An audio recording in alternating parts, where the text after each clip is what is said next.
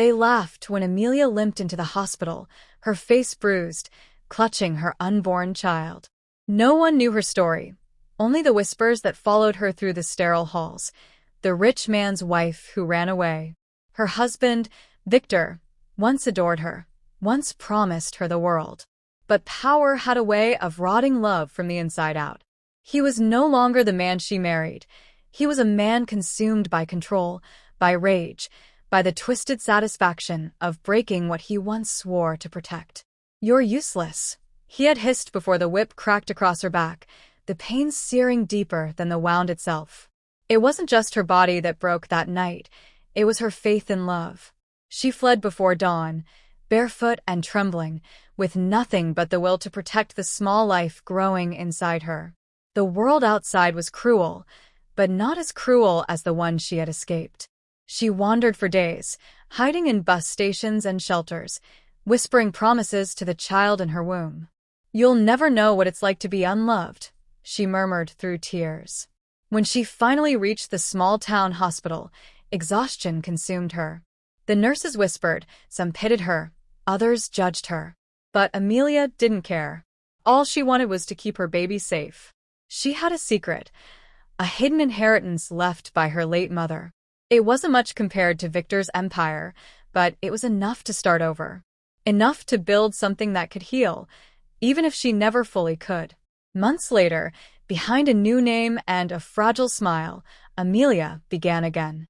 She rented a small apartment above a bakery, her nights spent feeding her newborn daughter, Grace, and her days planning something that would give meaning to her pain.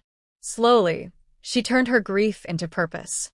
She began reaching out to women who had stories like hers, women trapped in silence, afraid to leave, afraid to live. She listened, she comforted, and she helped them find their voices. With the inheritance money, she opened a small shelter. The sign outside read, "The Grace House." It wasn't grand, but it was safe. Every nail hammered, every wall painted, felt like reclaiming a piece of herself. The shelter became a place of laughter and tears, of healing and hope. Sometimes, when the nights were long, Amelia would sit by the window holding baby Grace and whisper, "You'll grow up in love, not fear." Her heart still bled from the scars of the past, but her spirit blazed brighter than ever.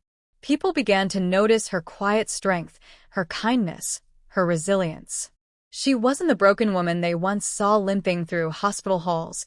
She was a survivor, a protector, a mother who refused to let pain define her. Years passed and the Grace House grew. Donors began to help, volunteers joined, and soon Amelia's small idea became a movement. She trained counselors, provided education for single mothers, and built a network that reached women across the country. Her story became an inspiration, though she never revealed her past. In the eyes of the world, she was just Amelia Grace, the founder, the fighter, the woman who turned suffering into strength. But deep down, she still carried the memory of Victor's cruelty, the echo of that night, the scars that never fully faded. Meanwhile, Victor's empire began to crumble.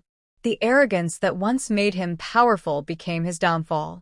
His partners turned against him, his wealth slipped away, and soon he was left with debts, lawsuits, and loneliness. The same power he worshipped abandoned him. He saw Amelia's face one night on television, her speech at a charity gala, radiant, confident, surrounded by women who called her their savior. The banner behind her read, "The Grace Foundation." His breath caught. He had destroyed her once, yet here she was, stronger than he could ever be.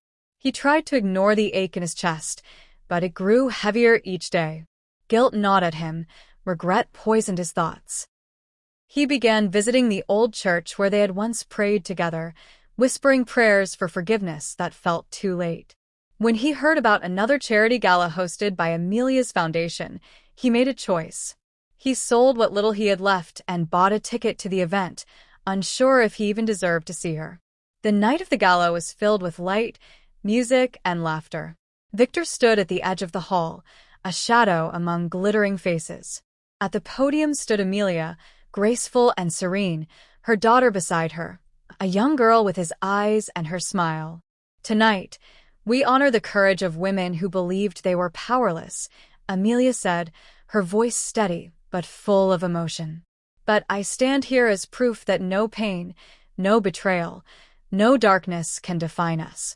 We rise, not because we are unbroken, but because we are brave enough to heal. The room erupted in applause, but Victor's knees trembled. He felt the weight of every cruel word, every act of violence, every moment he'd let his power consume him. When the event ended, he approached her slowly. She turned, surprise flickering in her eyes before calm washed over her face. For a moment, neither spoke. Then he fell to his knees, tears streaming down his face. "I don't deserve forgiveness," he said hoarsely. "I destroyed everything good. I destroyed you." Amelia looked at him, the pain of the past flickering like a ghost between them. But her voice was gentle. "Maybe you don't," she said softly, glancing at their daughter. "But she deserves a father who learns." That night, Victor wept like a man reborn. Not because she took him back, she didn't, but because she showed him what true strength looked like. It wasn't revenge that left him speechless. It was her grace, her ability to turn agony into compassion. Amelia didn't seek to ruin him. She sought to heal herself and others, and in doing so, she became everything he had once tried to take away from her. In the years that followed, Victor became a quiet donor to her cause. He volunteered, helped where he could, and tried to be the father Grace needed. Amelia never forgot what he'd done, but she learned that forgiveness wasn't weakness, it was freedom. The world saw her as the woman who conquered cruelty, but she knew the truth. She hadn't conquered it. She had transformed it. Her revenge was not in his downfall, but in her rise, in every life she helped rebuild, in every woman who walked into the Grace house and found hope again. And sometimes, when the sun rose over the shelter, lighting up the faces of the women she had saved, Amelia would close her eyes and whisper, "This is what love was meant to be." Years later, Victor walked into a grand charity gala, his once mighty empire gone, his arrogance stripped away by the passage of time and regret. The chandeliers glimmered above him like stars mocking his fall from grace, their golden light reflecting off the tears he fought to hide. Once, these events had been his playground, filled with applause, admiration, and the illusion of power. But tonight, he was merely a ghost wandering among the living, a broken man in a room that radiated warmth he no longer deserved. He clutched the invitation in his trembling hand, the name printed in silver letters burning into his mind, Amelia Grace Foundation. He hadn't expected to ever see that name again, yet something deep within him had drawn him here. Perhaps guilt, perhaps hope, or perhaps the desperate need to face the one person whose forgiveness he could never earn. He stood at the edge of the glittering hall, watching the stage where the event was about to begin. The crowd buzzed with admiration for the woman behind the foundation, the one who had changed countless lives. Victor's heart pounded as the lights dimmed, and a familiar voice filled the room. "Good evening, everyone. Thank you for being part of this night of hope." When Amelia stepped onto the stage, his breath caught. She was radiant, poised, confident, her presence commanding yet calm. Gone was the fragile woman he had once broken. This was someone reborn from pain, sculpted by resilience and love. Beside her stood a young girl, no longer a baby, but a beautiful child with eyes so hauntingly familiar that Victor's chest tightened. His daughter. The one he had never held, never protected, never deserved to call his own. Amelia smiled as she spoke, her voice steady, filled with conviction. "The funds tonight will help women who believed they were powerless, women who were told they were nothing. But I stand here as proof that no one can take your worth from you." Her words echoed through the hall, each syllable striking Victor like a confession. He saw himself reflected in every story of abuse, in every mention of cruelty, in every whispered tale of redemption that followed her speech. But there was no hatred in her voice, no bitterness, only strength. She had turned her suffering into purpose, her tears into transformation. The crowd erupted in applause, rising to their feet as Amelia bowed her head gracefully. To them, she was a symbol of courage.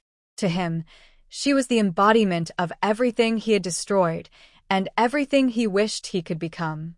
When the applause faded, Victor remained frozen in place. He wanted to leave, to disappear into the shadows and never face her again. But something inside him refused to move. His heart, once hardened by pride, now ached with the weight of remorse. Slowly, he made his way forward, step by step, through the crowd that parted in confusion. When Amelia looked up and saw him, her expression didn't change. No gasp of anger, no tears of shock, just calm recognition. For a long moment, time seemed to stop. Their eyes met, and in that silence, everything that had ever been said between them seemed to echo without words. He fell to his knees before her, the once feared billionaire now trembling like a child. "I don't deserve forgiveness," he said, his voice breaking. The room fell silent around them, the music fading, the guests unsure whether to look away or stay. Victor's hands shook as he lowered his head. "I destroyed everything good in my life. I destroyed you."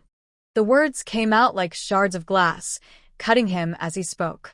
For the first time in years, he wasn't trying to justify, control, or manipulate. He was simply telling the truth. Amelia looked down at him, her expression soft yet unreadable. The woman who had once cried in fear now stood tall, her heart tempered by the fire she had survived.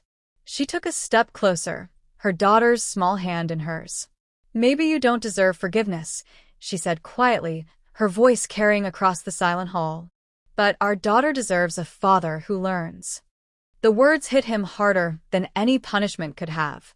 She wasn't offering him redemption. She was offering him a choice, to be better, to change, not for her, but for the little girl whose eyes held both innocence and truth. Tears spilled freely down Victor's face as he looked at his daughter. She stared at him curiously, not with fear, but with a quiet, cautious hope. In that moment, he saw the reflection of what could have been, a life where love had triumphed over anger, where family meant something more than control. He had spent years chasing power, believing it made him invincible, but here he was, brought to his knees not by wealth, not by rivals, but by the grace of the woman he had once tried to break. Amelia helped him to his feet, not out of affection, but out of compassion. It wasn't a reunion, it was a reckoning. She turned to her daughter and said softly, "Grace, this is your father." The child hesitated, then smiled shyly. Victor's heart cracked open. He didn't reach out to touch her. He simply bowed his head and whispered, "I'm so sorry." In that moment, Amelia saw something change in him, a flicker of humanity returning to the man who had lost it long ago. After that night, Victor didn't expect anything. He didn't ask for a second chance, didn't beg for love. Instead, he began to quietly support Amelia's work. He volunteered, cleaned the shelter floors, repaired doors, delivered food, small acts of service that slowly rebuilt his soul. The world never knew who he was. To the women there, he was just another helper, a man trying to do good. And perhaps that anonymity was his redemption. Amelia never forgot what he had done, but she also never let hatred define her. She had learned that true revenge wasn't about destruction, it was about transformation. Every time she saw a woman smile again, every time she held a child who had escaped pain, she knew she had already won. Her victory wasn't over Victor, it was over the darkness that once ruled her life. Years passed, and though they never lived as a couple again, they became a strange kind of family, bound not by romance, but by the shared promise of giving Grace a future built on love, not fear.